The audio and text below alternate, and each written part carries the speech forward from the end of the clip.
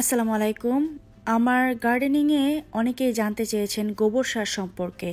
গত কয়েকটি ভিডিওতে যারা এই ব্যাপারে জানতে চেয়েছেন, আমি এখন লোস হোম ইমপ্রুভমেন্ট স্টোরে এই যে আপনারা দেখতে পাচ্ছেন যে কাউ ম্যানিওর লেখা, এটাই হচ্ছে প্রসেসড গোবর সার। এটা আপনারা হোম ডিপোতেও পাবেন বা ওয়ালমার্টেও পাবেন। শুধু কাউ ম্যানিওর দেখলেই বুঝে যাবেন এটা গোবর সার। তো এখানে নানা ধরনের নানা রকমের সবজির চারা উঠেছে। এখন যেহেতু স্প্রিং, এখনই সময় যে যার মতো এসব স্টোর থেকে কিনে নিচ্ছে। তো আমি এসেছি মূলত কিছু টমেটোর চারা। যেহেতু টমেটোর চারা এখানে এই স্টোরগুলোতে হেলদিটাই পাওয়া যায়, তাই আমি আর আসলে বীজ থেকে গ্রো করার বদল করি না। তো কিছু টমেটোর চারা আর কিছু হার্বস নিতে এসেছি। এর মধ্যে এসে আমার কয়েকটা মরিচের চারাও পছন্দ হয়ে গেল। বিভিন্ন ধরনের আপনারা টমেটোর প্রজাতি এখানে পাবেন, চেরি থেকে শুরু করে বিগ বল, তারপরে বিভিন্ন ধরনের নাম। আমি যেহেতু এক্সপার্ট না, সো আমার কাছে সব কিছুই কেমন যেন একটু নতুন লাগে। এই মরিচটা আমি নিব ভাবছি। এটা বলছে হট পেপার, কিছুটা হলেও হাবানেরো চিলির মতো। আমাদের যে নাগামরিচ আছে সেটার তো কাছে ধারে যাবে না অবশ্যই, তবে যদি হাবানেরো চিলির মতো যদি একটু হয়, এটা খেতে খারাপ হবে না। তো আমি এটার থেকে একটা নেব এবং আপনাদের সাথে দেখি কত দূর গ্রো করে। হেলদি একটা চারা নেব। হেলদি মনে হচ্ছে, হ্যাঁ খুবই ছোট, এখন কেমন গ্রো করে সেটাই হচ্ছে দেখার বিষয়। আর এখানে দেখুন বিভিন্ন ধরনের এখন আমাদের দেশীয় চিলিও এখানে পাওয়া যায়। এটা হচ্ছে সেরানো হট পেপার, তারপরে আরও আছে এই যে টাবাস্কো হেয়ারলুম হট পেপার, এটা দিয়ে টাবাস্কো সস হয়। ও ওয়াও, এটার একটা চারা তো নিতেই পারি। আরেকটা হচ্ছে থাই হট পেপার। তো এগুলো আসলে এখন এসব হোম ইমপ্রুভমেন্ট দোকানগুলোতেও পাওয়া যায়। এটা ড্রাগন কায়ান, সো এটাও আসলে ঝাল হবে, আমাদের দেশীয় ঝাল হবে। তো আমি এটা এই টাবাস্কো যেই চিলি পেপার, এটার থেকে একটা নিতে চাই। এটাই হেলদি মনে হচ্ছে, এটা নিয়ে নিচ্ছি। দু ধরনের চিলি হয়ে গেল, চিলি আর নিচ্ছি না, যেহেতু আমার আগে থেকে মরিচ গাছ রয়েছে। দেখুন কত ধরনের টমেটো। এটা বুশ গলিয়া, তারপরে হচ্ছে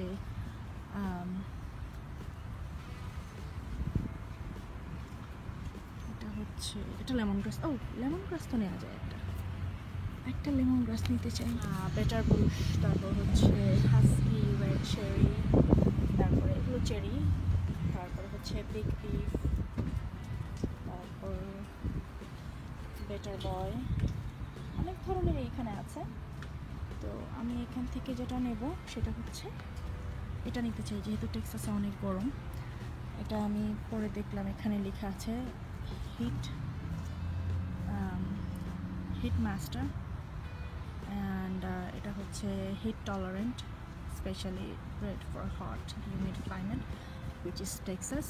সো এখান থেকে একটা নিতে চাই। এখানে আমি অনেক পাচ্ছি না, তো এটাই একটুখানি হেলদি মনে হচ্ছে, তো এটাই নিচ্ছি। আরেকটা টমেটো গাছ দেখা যাচ্ছে, যেটাকে বলেছে অ্যাকচুয়ালি ব্ল্যাক প্রিন্স। এটা হচ্ছে অরিজিনেটেড ফ্রম সাইবেরিয়া। এটা ওপর থেকে একটু কালচে হবে এবং ভেতরে এমন কালারটা হবে, দেখে খুব ইন্টারেস্টিং মনে হচ্ছে। About $4 price. সো এখান থেকে একটা নিতে চাই, হেলদি একটা চারা। এটা নিতে চাই যেহেতু এটার মধ্যে আপনারা দেখতে পাচ্ছেন দুটো চারা আছে এবং যথাযথভাবে হেলদি।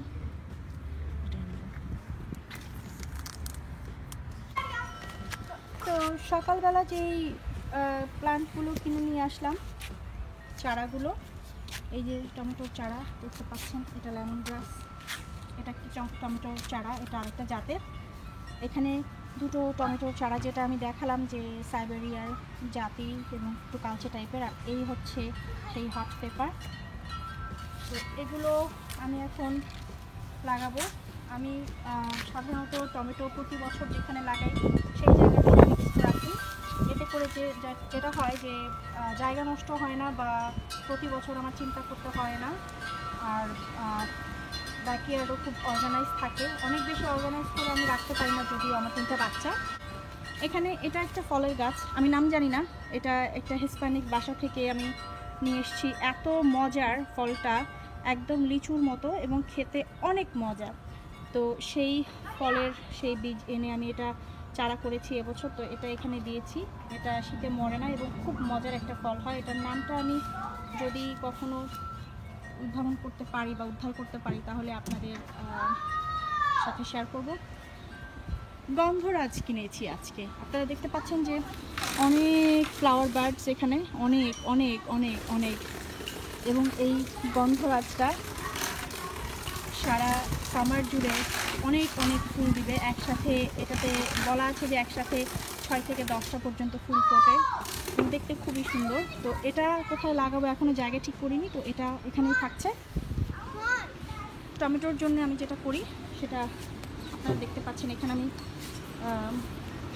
যে ছোট ছোট যে প্লাস্টিকের যেই টবগুলো চারার সাথে ফ্রি আসে সেগুলো, এটা হচ্ছে আমি একটা চিপ পদ্ধতি আপনাদের সাথে শেয়ার করছি। চিপ পদ্ধতি মানে হচ্ছে যারা সাধারণত যাদের এখানে ঘাস লাগানো আছে, যেমন আমার এখানে ঘাস লাগানো আছে, এগুলো যদিও এখন মাত্র স্প্রিং, এখনও গজায়নি, এগুলো একটু মরে গেছে, আবার গজিয়ে যাবে কয়েকদিন পরে।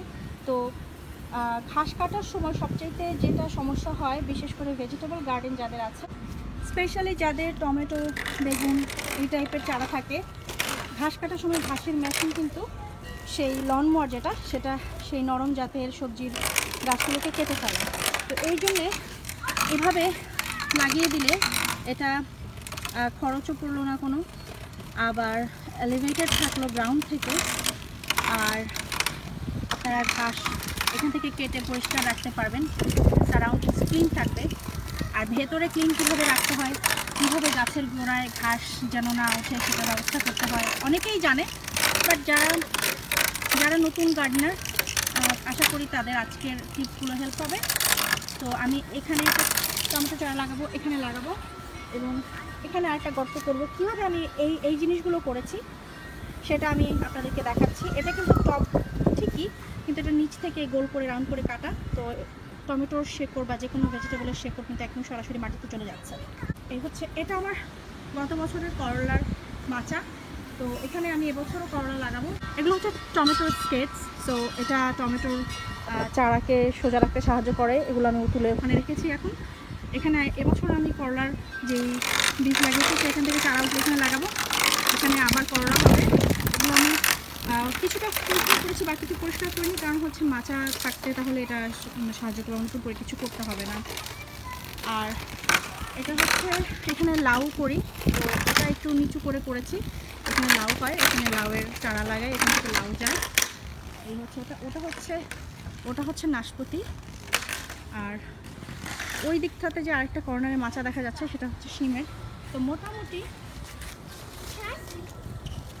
মোটামুটি আমি যেটা করি এই হচ্ছে আমার ব্যাকইয়ার্ডের দিকটা। তো এখানে I'm taking care of the plant. Good. So এখানে এখন আমি হচ্ছে টমেটোর চারা লাগাবো, এবং আমি আপনাদেরকে দেখাচ্ছি যে কীভাবে টমেটোর এই চারাগুলো আমি যেভাবে দেখাম সেভাবে লাগাতে পারবো। যেহেতু এই গার্ডেনিংটা একটু সিজনাল এবং টেম্পোরারি হয়ে থাকে, তো এ ধরনের সস্তা ব্যবস্থাটা সবারই হেল্প হবে। তো আপনারা দেখুন, এই যে যেমন একটা কন্টেইনার, এটা একটা পেইন্টের, এটা আমি এই যে দেখুন নিচ থেকে এভাবে গোল করে কেটে নিয়েছি। এটার অনুযায়ী এখন আমি এখানে একটুখানি মাটি কেটে নিয়ে তারপরে এটা বসিয়ে দিব, এবং তার উপরে মাটিটাকে এই পর্যন্ত ফিল করে দিব, এবং তার মধ্যে আমি গাছ লাগাবো। এতে করে যেটা হবে, গ্রাউন্ড থেকে এটা এলিভেটেড থাকলো, এখান দিয়ে ঘাস ক্লিন করে এটা চারপাশ পরিষ্কার রাখা যাবে, এবং ভেতরের ঘাসগুলো সহজেই সেই ঘাস বা আগাছা থেকে পরিত্রাণ পাওয়া যাবে।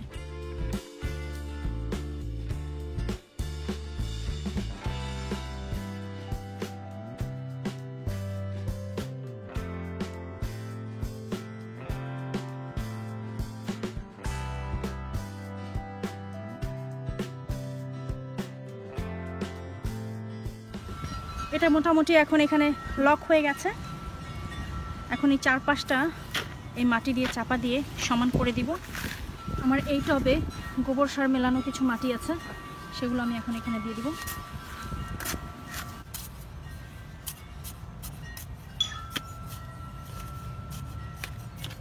পারফেক্ট। এইটাতে আমি এখন যে এই গাছটা লাগাচ্ছি, যেটাকে দেখালাম আপনাদেরকে যখন কিনলাম, যে হিট মাস্টার, যেটা গরম সহ্য করার ক্ষমতা একটু বেশি, আর টেক্সাসে যেহেতু গরম, এই যে হিট মাস্টার, এটা লাগিয়ে দিব। এবং আপনারা যেই জাতের যারা চারা কিনে আনেন বাইরে থেকে, যেই জাতের লাগাবেন, সেটার যদি এরকম যদি আপনাদের কোনো ট্যাগ থাকে, সেটা সেই গাছের পাশে লাগিয়ে দেওয়াটা বেটার। এতে করে আপনারা বুঝতে পারবেন যে কোথায় কোনটা লাগিয়েছেন। কারণ অনেক ক্ষেত্রে যেমন বেগুন, টমেটো, এগুলো প্রায় সব জাতের গাছই একই রকম দেখতে। তো এটাকে এখন কখনো এভাবে টান দিতে হয় না, এভাবে এর পর থেকে বের করতে হয় না, এতে করে গাছের শেকড়ের ক্ষতি হয়। যেটা করব, প্রথমে আপনারা করবেন কি না, টবটাকে নিয়ে এটাকে লুজ করে নেবেন মাটিটা, করার পরে জাস্ট উপর করে এভাবে টান দিলে সোজা চলে আসছে। এই যে এখন আমি এখান থেকে আবার কিছু মাটি উঠাবো, কারণ এই চারার সাথে যে মাটিটা আছে সেটা অবশ্যই এই মাটির থেকে আরো বেশি হেলদি। জায়গা করে নিলাম। এবং আপনারা যে চারা বাইরে থেকে নিয়ে আসবেন, সেটা লাগানোর নিয়ম হচ্ছে, এই যতটুকু চারা থাকবে তার 3 ভাগের 1 ভাগ মাটির নিচে পুঁতে দিতে হবে। আরো উঠানো লাগবে আমার।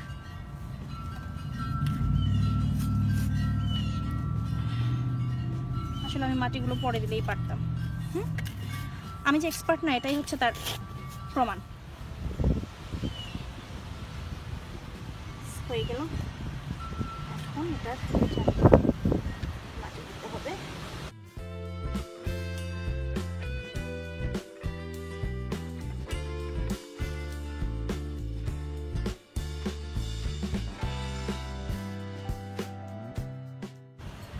একদম খুব চেপে দেবেন না, লুজ রাখতে হবে। এটাতে আমি এখন এটাকে কাঠি দিয়ে সোজা করে দিব। যেহেতু টমেটো চারা, টমেটো গাছ ও সামান্য একটু লতানো টাইপের হয়, এটাতেও কাঠি দিয়ে এটাকে বেঁধে সোজা করে দিতে হবে। এখন আমি এটাতে এই স্কেচটা দিচ্ছি, যেটা দিয়ে টমেটোর চারাটা আটকানো যাবে এবং এটা ছড়াবে না। এরকম স্কেচ না থাকলে আপনারা চারদিকে কাঠি দিয়েও করতে পারেন। এবং এখন এই মুহূর্তে আপাতত ঠিক এটা যেহেতু এখনও অতখানি ছড়ায়নি যে এটার সাথে বেঁধে দেবো, তাই ঠিক এটার মাঝামাঝি, ঠিক এটার পাশে, এবং খেয়াল রাখবেন এটা শেকড়ে যেন কোনো না বেঁধে যায়, দিয়ে এরকম একটু ঢিলা করে এটাকে আটকাতে হবে, বেশি টাইট করা যাবে না।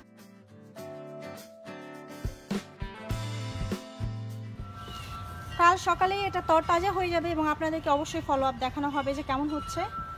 এখন আমি কি জাতের টমেটো লাগালাম সেইটা একটা আমি ঠিক এর পাশে বুঝে দিলাম। আমি নিজেই বলতে পারবো যে কোনটা কোন জাতের তখন। এটা হচ্ছে চিটিং। আর ঠিক একইভাবে বাকি টমেটোগুলো আমরা বাকি যেই টপগুলো আছে এখানে কাটা নিচ থেকে তার মধ্যে লাগিয়ে দিই।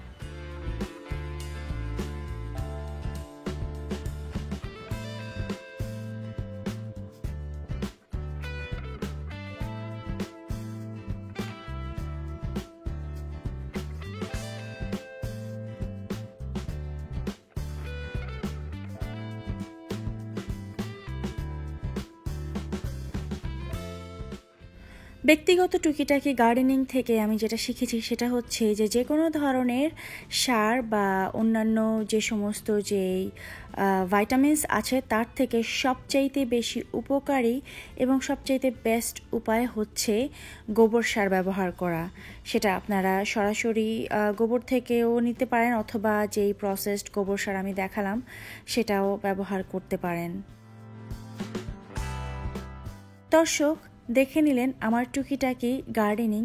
যদিও আমি এক্সপার্ট নই, তবুও আমি চেষ্টা করেছি আমার এক্সপেরিয়েন্স আপনাদের সাথে শেয়ার করতে। ভালো থাকবেন সবাই। ভালো লাগলে অবশ্যই আমার চ্যানেল সাবস্ক্রাইব করবেন।